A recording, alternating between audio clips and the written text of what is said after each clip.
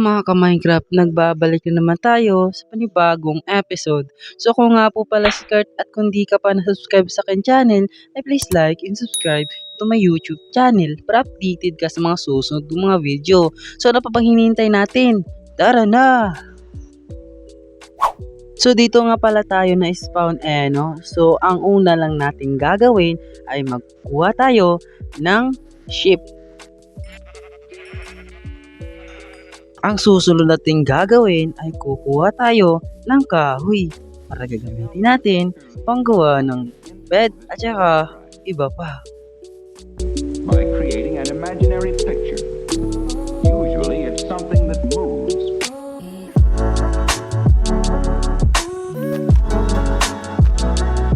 Ang susunod nating gagawin ay kuha tayo ng pagkain galing sa piggy.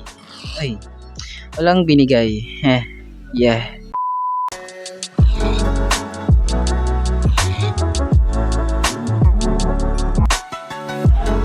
Nag-craft pala ako dito ng wood planks at saka crafting table ay stick at saka nag-craft na din ako ng bed para make sure para safe tayo at saka nag-craft na din akong swords, axe at saka pickaxe. Pagkatapos inahukay nga pala ako dito para kumuha ng mga stone.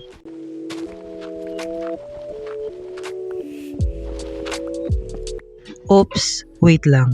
Alam kong hindi ka pa nakasubscribe sa akin channel. So ano pa bang hinihintay mo? Mag-subscribe ka na para palagi kang updated sa mga susunod kong mga video. So let's back to the video. So nahukay nga pala ako dito at saka may nakita akong kuweba. At ayun, pinasok ko na para baka may makita tayong iron at saka coal na rin.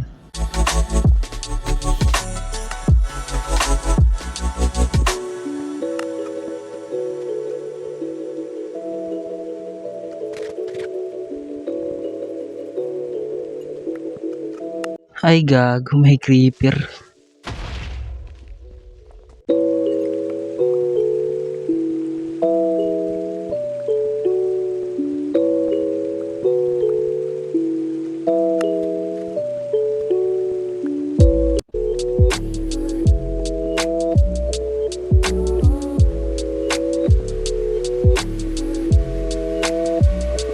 So then, why?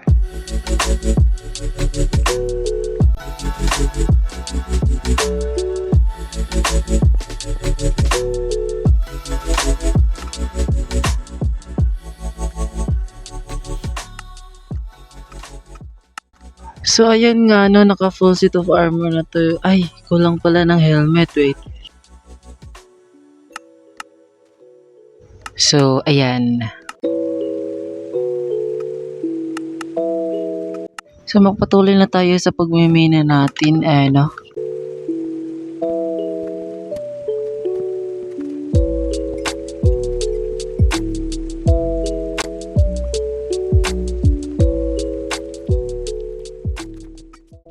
So tapos na nga pala ako sa pagmimina ko. So ang susunod ko namang gagawin ay maggawa ko ng bahay ko para sa pang basta. The speaker lead his audience into the scene he described. By creating an imaginary picture. Usually it's something that moves.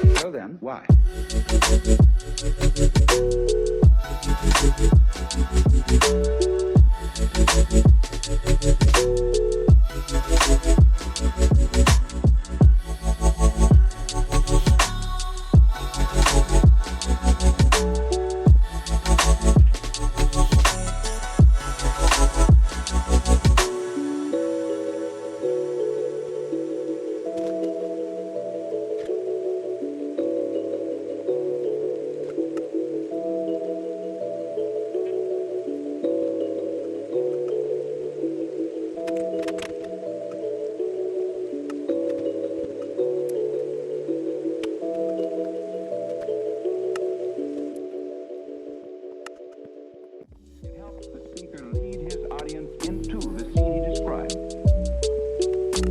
by creating an imaginary picture. Usually, it's something that moves.